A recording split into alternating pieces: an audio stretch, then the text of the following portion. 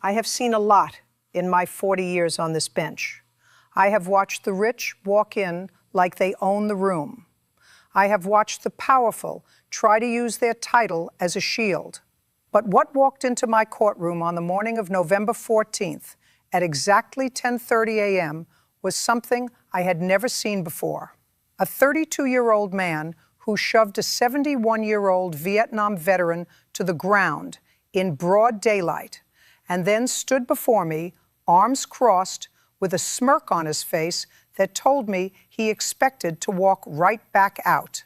And somewhere in the back of that courtroom, sitting in civilian clothes, was his father, a man with a badge, a reputation, and 35 years of service. And what that father did next made the entire courtroom go completely silent. If you think you know how this ends, trust me, you don't. Hit that subscribe button right now, because this story is going to change the way you think about power, privilege, and what real love actually looks like. The case file in front of me seemed explosive enough on the surface. My clerk had handed it to me that morning with a look I recognized. The look she gets when a case has already made the local news before it reaches my bench. I read it twice before I even put on my robe. State versus Marcus Holt, case number 2024-CR4417, assault and battery on an elderly person. The defendant was Marcus Holt, age 32. The victim was James Calloway, age 71, a Vietnam veteran, a retired school teacher, a grandfather of 4, a man who had spent 2 tours in the Mekong Delta so that people like Marcus Holt could live in a country where the law is supposed to mean something. Let me tell you about James Calloway before I tell you about what happened that morning in the park. Because in cases like this, it matters who the victim is. Not because some victims deserve more justice than others. Every human being deserves equal protection under the law. But because the full weight of what was done to James Calloway cannot be understood without understanding the life that was risked. James enlisted in 1971 at 18 years old. He served with the 101st Airborne Division, 2 full tours, came home with a Purple Heart and a limp in his left leg that never went away. After the military, he spent 30 years teaching high school history in a public school in the same city where he grew up. He coached baseball on weekends. He volunteered at the Veterans Support Center on Tuesdays. He walked his dog, an old golden retriever named Sergeant, through Riverside Park every single morning at 8:15. That was his routine, his peace, his corner of the world. On November 11th, Veterans Day, Marcus Holt was driving his black Mercedes through the Park Road at over 50 miles per hour in a 15-mile-per-hour zone. Sergeant pulled toward the road. James stepped to the curb and raised his hand, the universal signal. Slow down. Just slow down. Marcus didn't slow down. He stopped. He put the car in park, stepped out onto the pavement, walked straight to James Calloway, and shoved that 71-year-old man so hard he hit the ground and didn't get back up on his own. James suffered a fractured wrist, 2 bruised ribs, and a severe concussion. He spent 3 nights in the hospital. When the paramedics arrived, he was still on the ground, trying to sit up, too proud to stay flat on his back in public. 3 witnesses called 911. All 3 gave the same account.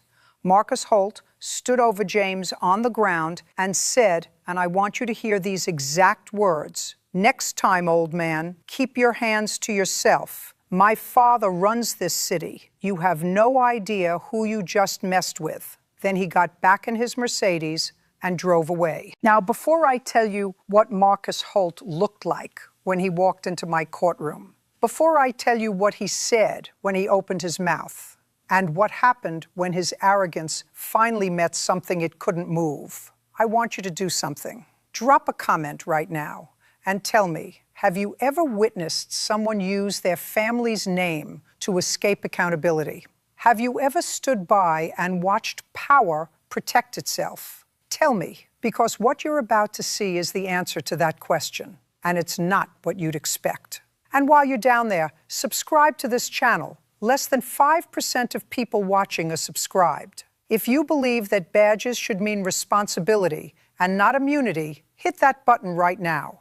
You are going to want to see what happens next. Marcus Holt walked into my courtroom like the room belonged to him. Expensive charcoal suit, a watch that cost more than most people's monthly salaries. His attorney, a private defense lawyer, who I'd seen maneuver wealthy clients out of tight corners before, walked half a step behind him like a well-trained shadow. The attorney carried a leather portfolio thick enough to suggest his client was prepared to argue everything, dispute everything, and outlast everything through paperwork and procedure.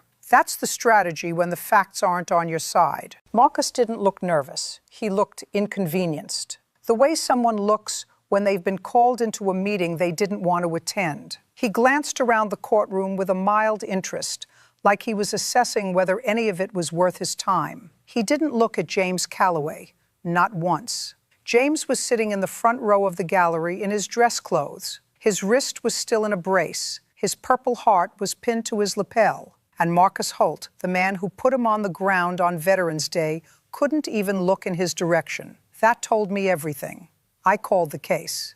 Marcus stood. His attorney stood beside him. And when I asked Marcus how he pleaded, his attorney jumped in immediately. Not guilty, Your Honor. We believe the evidence is circumstantial and the witnesses are inconsistent. I looked at Marcus directly. Mr. Holt, I asked you, do you have a voice? He looked at me with that smirk still in place.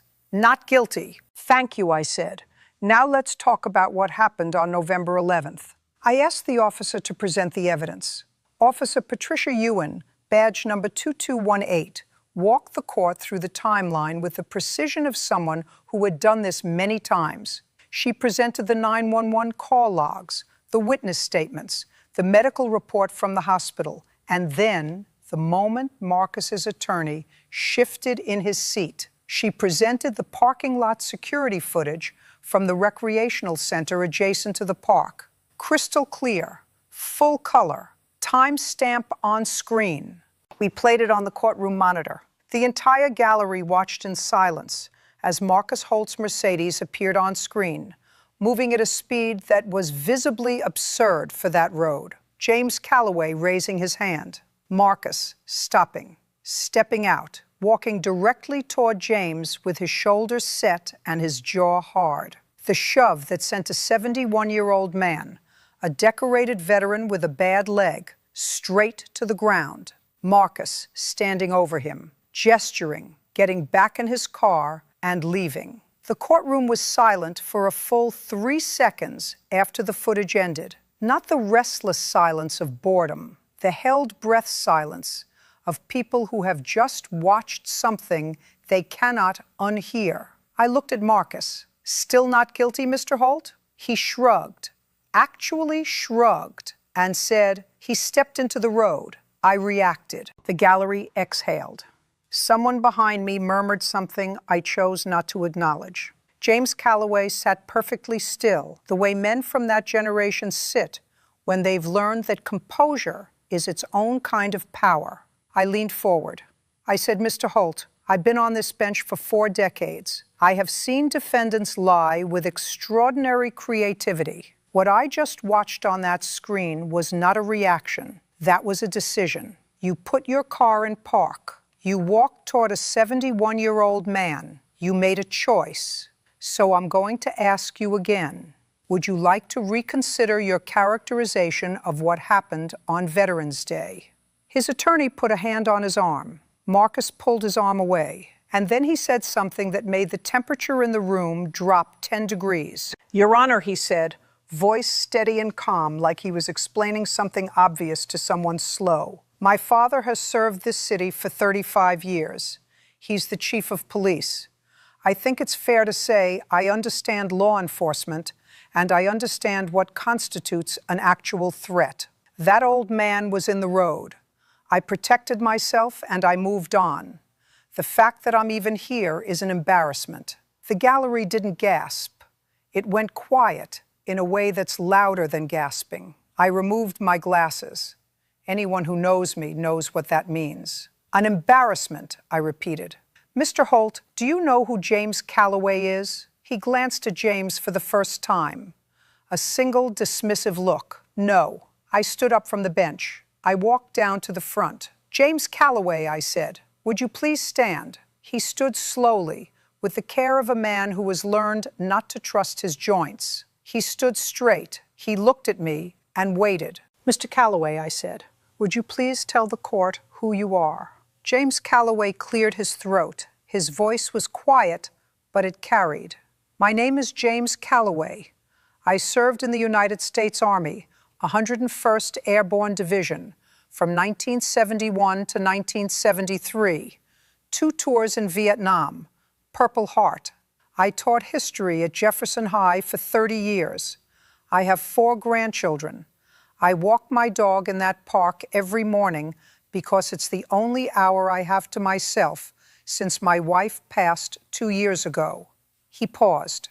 And on Veterans Day, I asked a man to slow down near the road because I didn't want my dog to get hit, and he put me on the ground. The courtroom was absolutely still. I turned back to Marcus Holt. Do you understand what you just heard? You shoved a decorated combat veteran, a man who risked his life for this country, a man who spent 3 decades teaching children, a man who was walking his dog on Veterans Day, and you put him on the ground and called it a reaction. I looked at him for a long moment. You are 32 years old. You should be ashamed of yourself. Marcus's smirk finally slipped. His jaw tightened. His attorney was leaning toward him, whispering, but Marcus leaned away from him instead and looked straight at me. Your Honor, he said, my father will be speaking with the district attorney's office about this case. I think you should be aware of that. And there it was. The reason this case ended up on the news. The reason this courtroom is the one you're watching right now. I said, Mr. Holt, are you attempting to tell me that your father's position will influence how I conduct this hearing? He held my gaze. I'm just saying, he knows people. I looked out at the gallery. Chief Holt, I said, would you please come forward? The entire room turned around. In the last row, a man stood up, late 50s, gray at the temples, wearing a plain button-down shirt and slacks. No uniform, no badge. Chief Raymond Holt had been sitting there from the beginning. He'd heard every word his son said. He'd watched the footage. He'd sat through the dismissal of James Calloway's service. And the look on his face when he walked down that center aisle was not anger. It was something worse. It was grief. Marcus turned around slowly. His face went through 3 expressions in about 2 seconds. Confusion, relief, then something close to fear when he read his father's face. Dad, he said, what are you? Chief Holt held up one hand, and Marcus stopped talking immediately. I said, Chief Holt, thank you for being here. I understand this is not easy.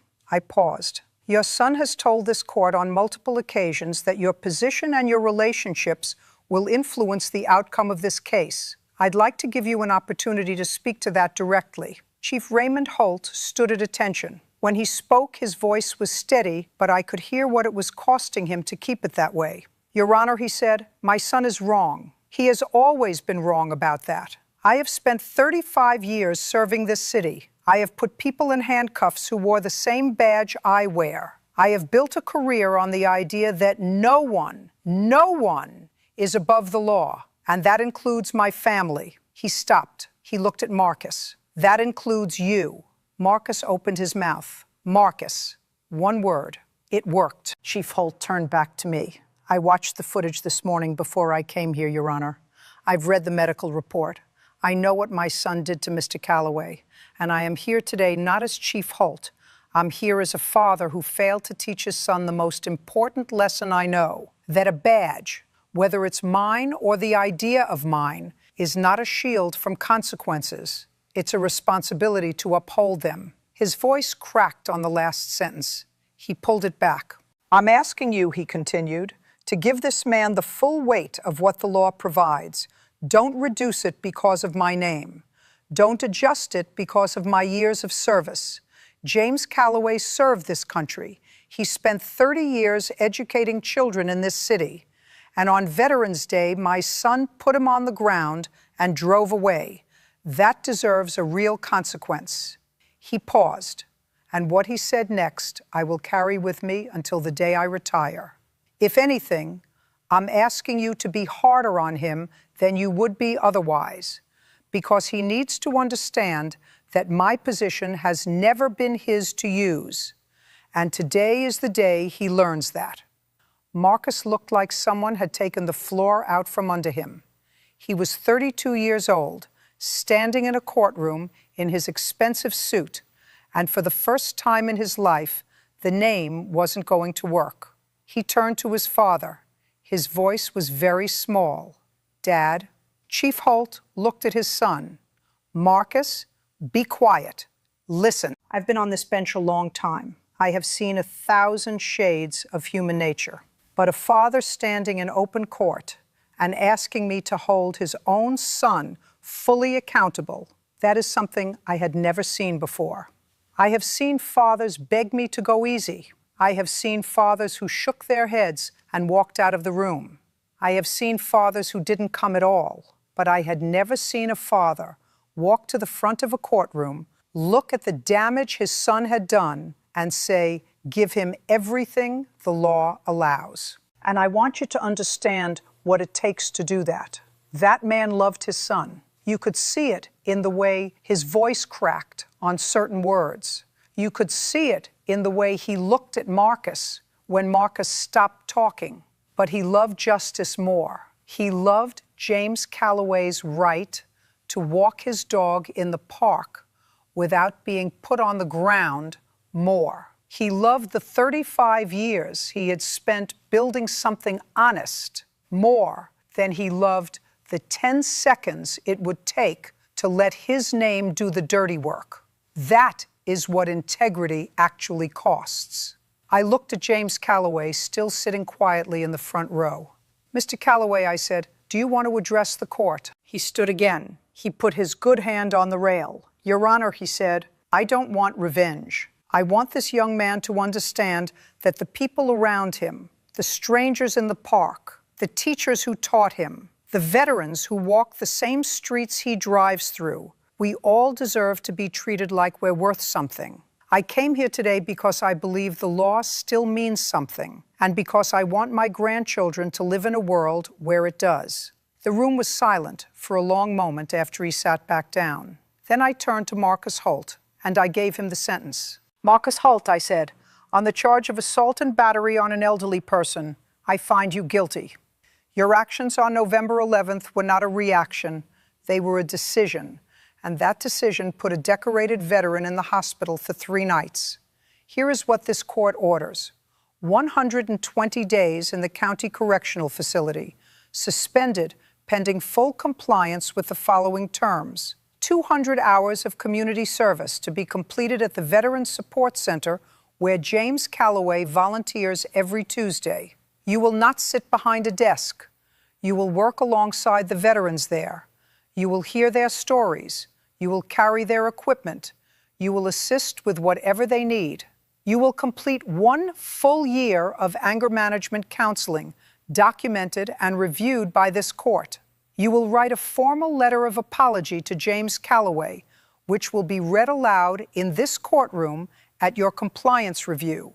And you will speak to the Police Academy's incoming recruit class about privilege, accountability, and what happens when someone believes their family's name puts them above the law. Your father will arrange it." Marcus stared at the floor.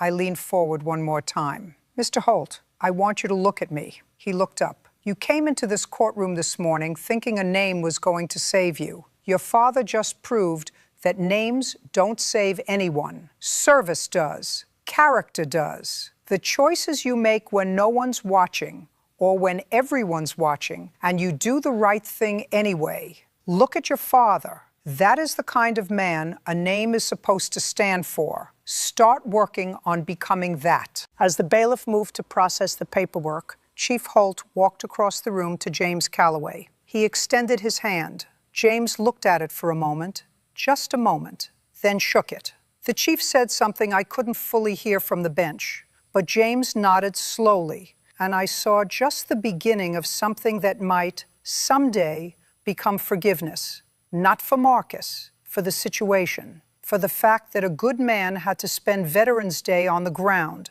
because someone never learned that a name is not a license. Marcus watched his father from across the room. He was crying, not the performance of crying, the kind defendants sometimes produce when they realize the sentence is real. The real kind. The kind that comes from finally understanding something you should have understood a long time ago. He was 32 years old, and for the first time in his life, the scaffolding had come down. The name, the connections, the assumption that consequence was something that happened to other people. All of it was gone, and what was left was just a man who would hurt someone who didn't deserve to be hurt, standing in a courtroom where his father had just chosen justice over him. That is a hard thing to watch. I'm not going to pretend otherwise. I don't enjoy this part of the job. I never have, but I believe in it. I've sat on this bench for 4 decades. I've seen the best and worst of what people are capable of. But what I watched Chief Holt do that morning, stand up in open court in front of his son, in front of cameras, and choose justice over protection, that is the standard. That is what wearing a badge is supposed to mean. 6 months later, Marcus Holt completed his first 100 hours at the Veterans Support Center. His supervisor there, a woman named Carol Devins, who had been running that center for 18 years, filed a report with the court. She wrote that, in the beginning, he showed up with the posture of someone who thought he was better than the room. He stood near the door. He answered questions with as few words as possible. He did the minimum of what was asked and nothing more. By week 4, something shifted. She wasn't sure what caused it. Maybe a specific conversation, maybe just the accumulated weight of being around men who had given everything and received very little in return. But he started staying an extra hour each Tuesday to sit with veterans who had no family visitors. He started arriving early. He started learning names. By month 3, he knew every man in that center, by name, by branch, by the year they served. He remembered who liked their coffee with 2 sugars. He remembered which men needed help with their paperwork and which men just needed someone to sit quietly beside them. Carol Devins wrote, "I don't know what happened to this young man in a courtroom, but whatever it was, it worked." James Calloway wrote me a letter. He said Marcus came to find him on a Tuesday afternoon. They sat on a bench outside the center. Marcus apologized. Not the lawyer's version, not the performance, the real thing. James said it took Marcus about 15 minutes to get through it because he kept stopping, and James let him stop. And then he told Marcus about Vietnam, about what it feels like to come home to a country that wasn't sure it wanted you back, about learning to find your peace in small things, a morning walk, a good dog, a park you know by heart. James wrote at the end of his letter, "I think that young man is going to be all right. I think his father's choice that day was the best thing that ever happened to him, and I think my dog would have liked him." I will never forget that sentence. I will never forget Chief Holt walking down that center aisle, or James Calloway standing with his brace and his Purple Heart and his quiet voice that carried across a silent room. I will never forget that the law, when it's applied with both firmness and dignity, can do something a prison sentence alone never could. It can change someone. It doesn't always. I want to be honest about that. Not every Marcus Holt becomes the person who stays late to sit with veterans. Some of them leave the courtroom and go right back to who they were. But some of them don't. And that possibility, that a single decision, a single moment of real accountability can redirect a life, is why I still put this robe on every morning. My father came to this country with nothing. He worked construction. He used to say that the law is the great equalizer, the one place where a man with no money and a man with every advantage in the world stand on the same ground. He believed that. I have spent my career trying to make that true, not just as a principle, but as a practice. And cases like this one remind me that it is possible. that when a father chooses honor over protection, when a veteran stands quietly with a brace on his wrist and speaks with grace instead of anger, when a young man who thought he was untouchable finally sits with the weight of what he did, the law can be what it's supposed to be. That is the lesson here, not the dramatic moment when Chief Holt walked down that aisle, not the sentence, not even the footage. The lesson is that the most powerful thing in any courtroom is not the gavel. It's character. It's the choice each person makes about who they want to be when the moment comes that actually tests them. James Calloway had that character. He walked in with his brace and his Purple Heart and his quiet dignity, and he told a room full of strangers that he didn't want revenge. He wanted understanding. Chief Raymond Holt had that character. He walked in knowing it would cost him something, and he did it anyway. And Marcus Holt, I believe, is learning it. Late, painfully, but learning it. That is enough. In my experience, that is everything. Thank you for watching this story to the end. If you believe that no one is above the law, not the wealthy, not the connected, not the children of people in power, then hit that like button right now. Subscribe to this channel, because these are the stories that need to be told, that need to be heard, that need to be shared with the people in your life who still believe in accountability. And leave me a comment telling me, what would you have done if you were sitting in that gallery the morning Chief Holt walked down that aisle? What would you have done if Marcus had been your son? Because I genuinely want to know. Justice is not just what happens in a courtroom. It is the choice every one of us makes when someone we love does something wrong, when someone we know uses power they shouldn't have, when we have a chance to stand up or to look away. Choose wisely. Every single time. Choose wisely.